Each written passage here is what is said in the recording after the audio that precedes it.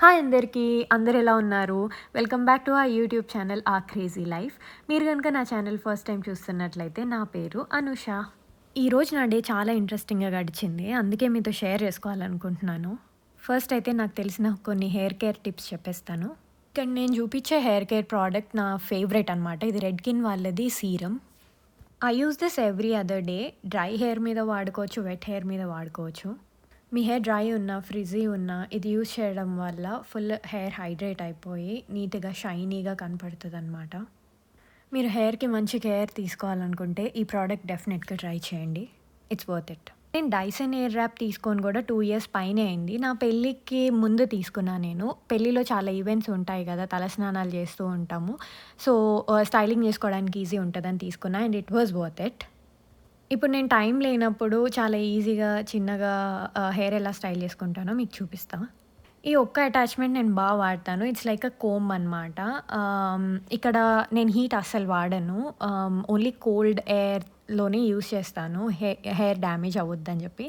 And చాలా minimum సెట్టింగ్‌లో పెట్టుకుంటాను.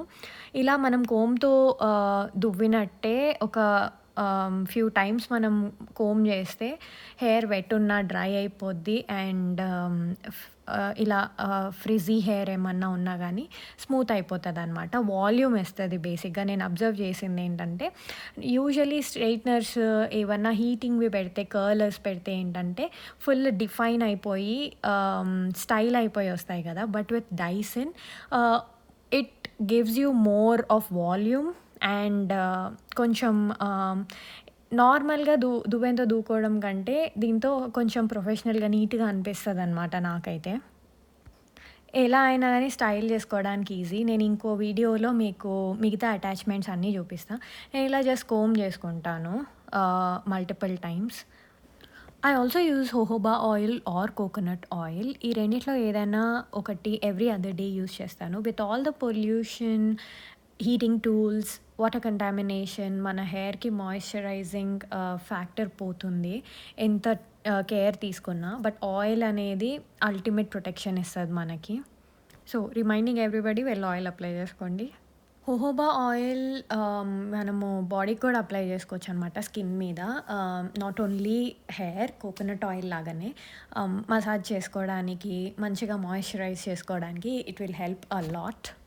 ఇంకా ఆయిల్ అప్లై చేసుకోవడం అయిపోయాక సేమ్ సెట్టింగ్స్‌తో ఇందాక చూపించిన డైసన్‌లో కాసేపు మళ్ళీ బ్రష్ చేస్తాననమాట. ఇది క్యాజువల్‌గా షార్ట్ హెయిర్ ఉంది కాబట్టి ఇప్పుడు మొన్నే హెయిర్ కట్ చేయించుకున్నాను కాబట్టి జస్ట్ బ్రష్ చేసి వదిలేస్తాను. యూజువల్‌గా లాంగ్ హెయిర్ మెయింటైన్ చేస్తున్నప్పుడు కొంచెం నీట్‌గా ఉండాలి కాబట్టి కర్ల్ చేసుకుంటాను అప్పుడప్పుడు. డిఫరెంట్ హెయిర్ స్టైల్స్ ఏసుకున్నప్పుడు డిఫరెంట్ టూల్స్ వాడుకుంటాననమాట. నెక్స్ట్ టైమ్ చేసినప్పుడు మీకు చూపిస్తా. ఇక్కడ నేను సింపుల్‌గా ఏదైనా స్టైల్ చేసుకుందాం అనుకుంటున్నాను ఇక్కడ షార్ట్ హెయిరే కాబట్టి. నేను ఈరోజు ఫస్ట్ టైమ్ రేంజ్ షూటింగ్‌కెళ్దాం అనుకుంటున్నాను. కొంచెం నర్వస్‌గా ఉంది బట్ ఐయామ్ వెరీ ఎక్సైటెడ్. ఇక నేను ఫ్రంట్‌లో కొంచెం ట్విస్ట్ చేసేసి బోత్ సైడ్స్ కూడా క్లిప్ పెట్టేస్తున్నాను.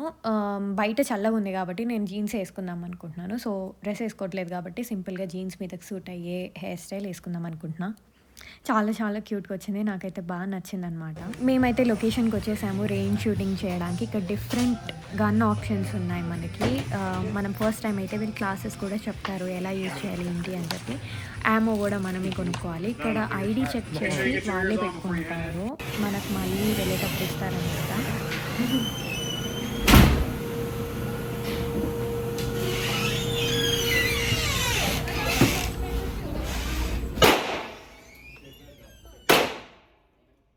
మన ఐస్‌కి, ఇయర్స్‌కి ప్రొటెక్షన్ కోసం మనం goggles and ear muffs or ear plugs ఏదో ఒకటి పెట్టుకోవాలి. లేకపోతే ఆ సౌండ్ భరించలేము. నేనైతే అవి పెట్టుకున్నా గానీ చాలా భయపడ్డాను. ఫస్ట్ టైమ్ అసలు నాకు. ఇవి టార్గెట్స్ అనమాట. మనము ఇందులో రకరకాలున్నాయి. దీన్ని ఎంత దూరం కావాలంటే అంత దూరము ఒక బటన్‌తో మనం పంపించొచ్చనమాట ఆ టార్గెట్‌ని. 3 మీటర్స్, 5 మీటర్స్ మీరు గోడ మీద చూస్తే మీకక్కడ రేంజ్ కనపడుతూ ఉంటది. సో, అంత దూరం వాటిని పంపించి మనము మన టార్గెట్‌ని ఎయిమ్ చేసుకుంటూ షూట్ చేయాలనమాట. ఇక్కడ మా హస్బెండ్ ఫ్యూ ఇయర్స్ ముందు నుంచి ట్రైనింగ్ తీసుకున్నారు. He is showing me how to do it అనమాట. అసలు ఫస్ట్ టైమ్ ఆ సౌండ్‌లు, ఆ గన్నులు అవన్నీ చూసి నాకు చాలా భయమేసింది. బట్ నేర్చుకున్నాను. It's a new learning, a new experience today. ఇది రాజేష్ షూట్ చేశాడనమాట. మనకిక్కడ కనపడుతూ ఉంది గదా! చిన్న హోల్స్‌లోంచి మన బుల్లెట్ ఎళ్ళినట్టనమాట.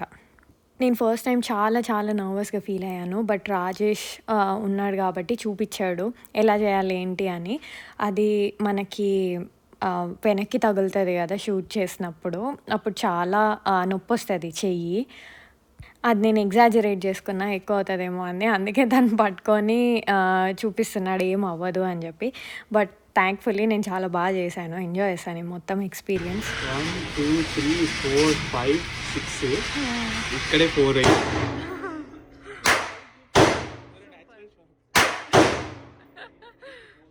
గన్ ఎలా గట్టిగా పట్టుకోవాలి, ఎలా హోల్డ్ చేయాలి, ఎలా ఎయిమ్ చేయాలి అన్నీ నేర్చుకున్నా అనమాట.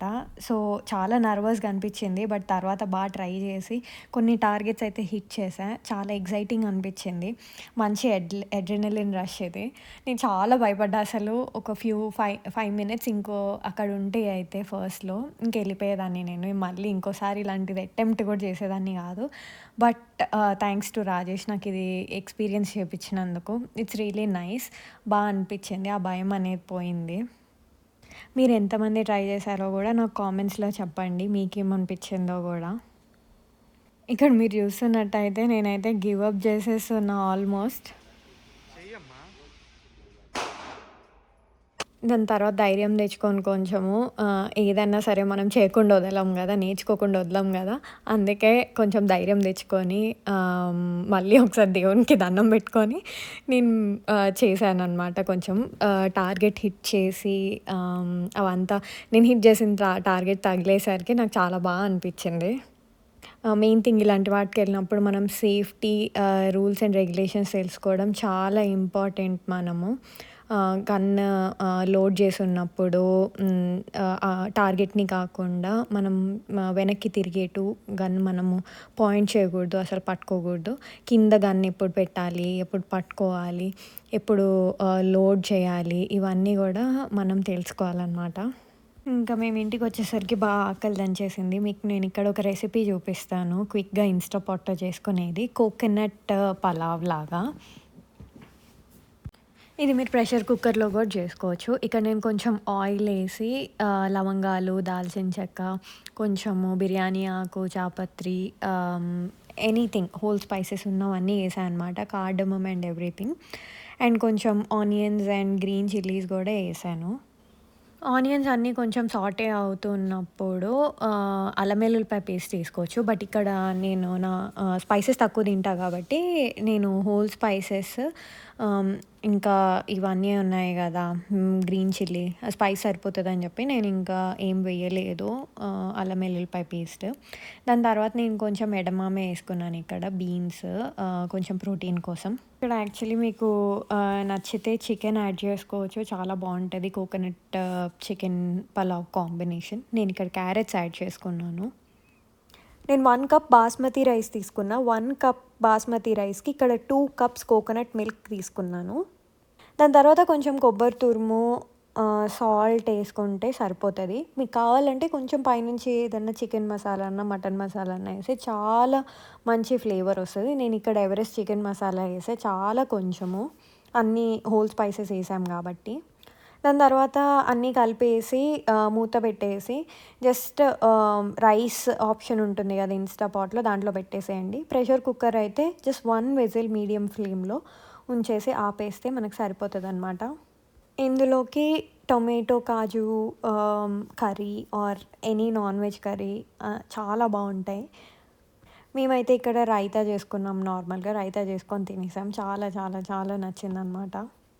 ఇవండి నేను మీతో షేర్ చేసుకోవాలనుకున్న నా డే హైలైట్స్. మీకు ఇలాంటి అనుభవాలు ఏవైనా ఉంటే కామెంట్స్‌లో చెప్పండి. నేను మీ కంటెంట్‌ని నెక్స్ట్ వీడియోలో షేర్ చేస్తాను. మీకు కనుక నా వీడియో నచ్చినట్లయితే please do like, share, subscribe అండి. కామెంట్ కూడా తప్పకుండా చేయండి. మరిన్ని ఇంట్రెస్టింగ్ వీడియోస్‌తో మళ్ళీ కలుద్దాం. బాయ్.